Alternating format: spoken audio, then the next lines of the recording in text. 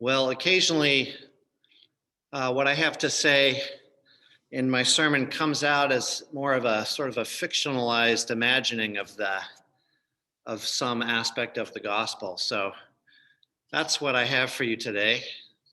A little bit more, perhaps, of a story hour than a than a sermon. It's called "The Sons of One's Youth." It took Old Man Zebedee and his hired men twice as long to mend the rest of the holes in the nets that morning as the boat swayed and nodded under them. Such delicate work, turning the frayed ends of the flax cords around each other, covering what had been torn open with hard knots. Zebedee's weathered fingers felt more like elbows. His eyes, too, strained in the new dawn light. Then came the final cast, the gathering in of flopping, slick bodies, separating out the sardines and carp and combed fish and tossing the catfish and eel back into the sea. The men worked mostly in silence now, punctuated by a brief instruction or the waves chopping at the boat or the distant keening of a vulture above the hills. Maybe they too were turning over in their minds the strange events of the morning.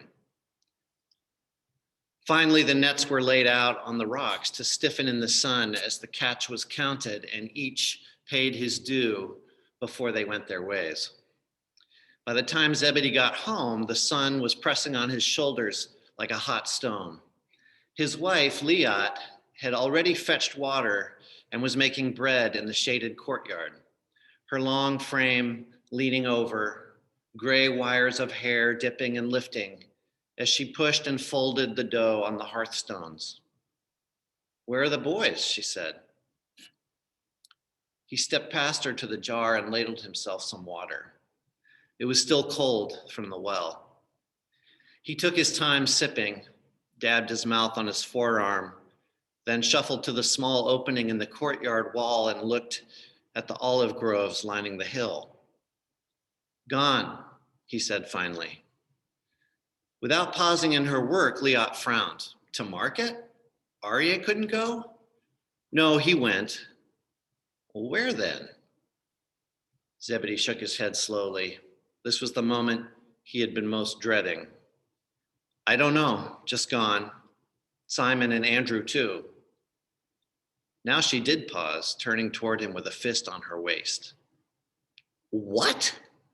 "Leah, no, tell me what you were talking about." She had that spark in her eyes that he had seen her use so many times with the boys when they were young, a look that he loved, the way it briefly pinched back the curtain on a temper that flickered and leapt behind her steady way of being in the world. Time had not tamped down that fire in her, though it had creased her skin and bent her bones. He sighed. "A man came along the edge of the sea. He called to them, and they both leapt up from the nets we were mending. I tell you, they leapt up as if they knew he'd be coming, no hesitation, as if all their lives they'd been waiting for this man. They leapt up and kissed me and waded ashore. Then they all walked on together." "What kind of man?" "Traveler with dust on his clothes.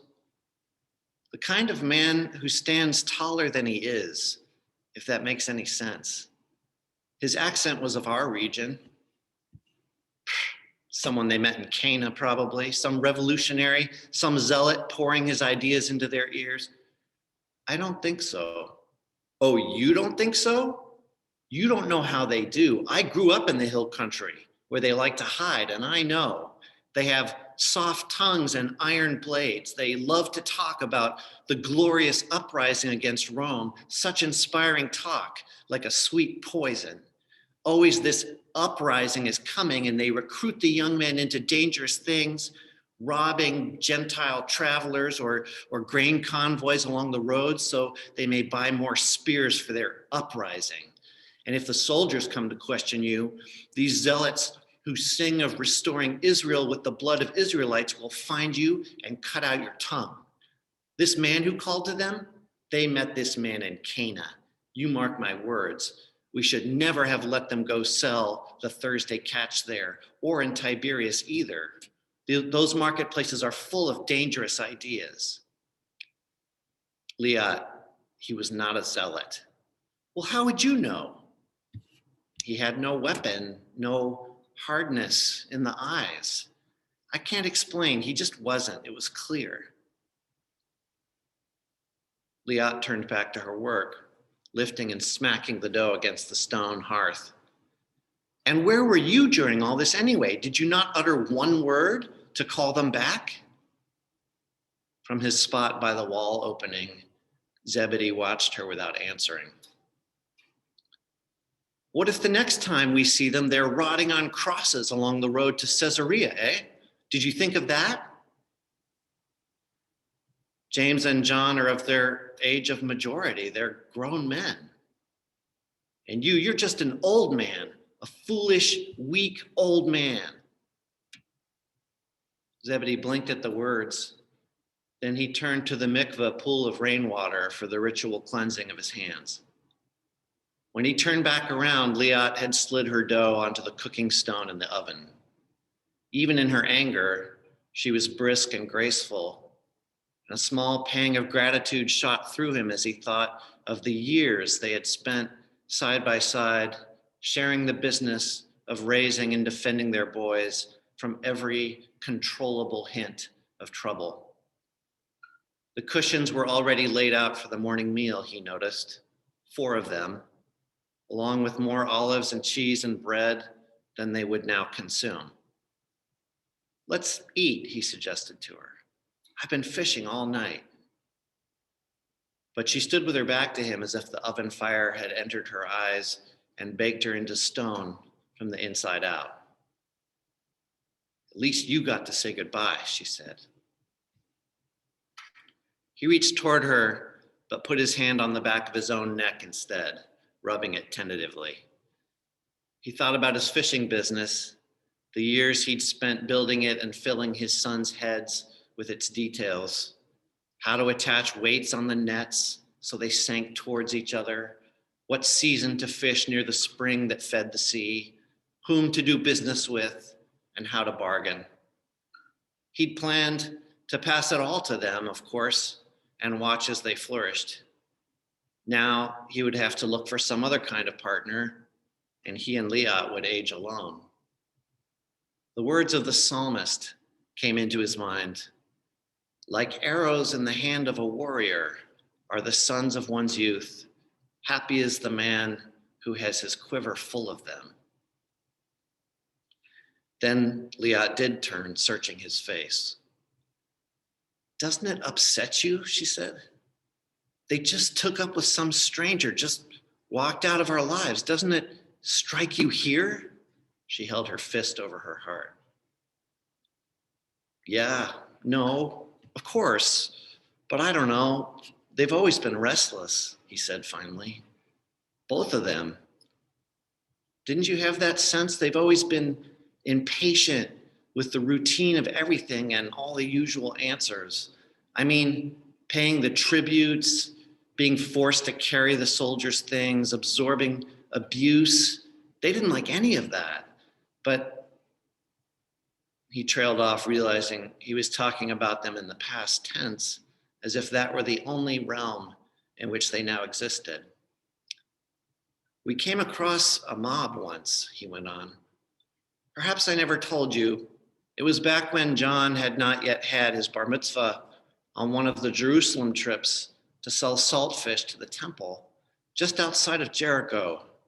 These villagers were beating a tax collector and shouting, "Traitor, traitor." They were really inflamed.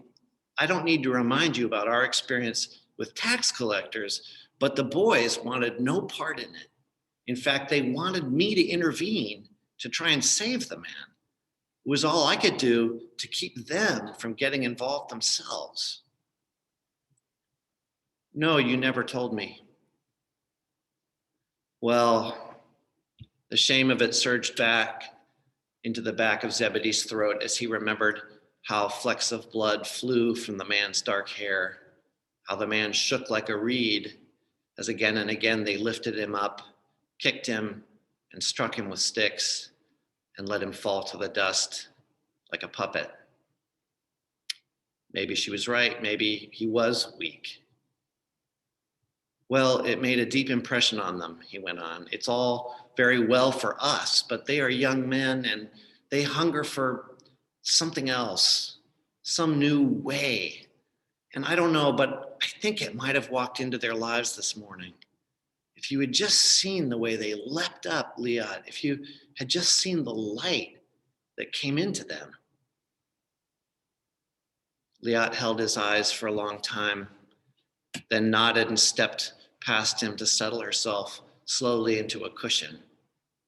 She looked at the food spread out before her inside. Let them go, I guess, she said. What else is there? Zebedee eased down onto his haunches beside her and felt the pull in his lower spine. His back ached from the long night of working, bent over the nets, bent over the water, bent over the sand as he gathered the catch in and helped the day laborers on shore sort through the mutely gasping blanket of fish. Always they flashed through your fingers and their scales caught on your clothes and dried there like charms left behind. He and Liat were just an old couple now, finishing out their lives in the tragic land of their ancestors, where their people had become little more than slaves and resident exiles. In another handful of years or sooner, they would be dead. Today, he had perhaps seen his sons for the last time. By rights, he ought to be more upset. And yet, there was something he could not pin down, some unaccountable gladness, even now, catching in the net around his heart and rising.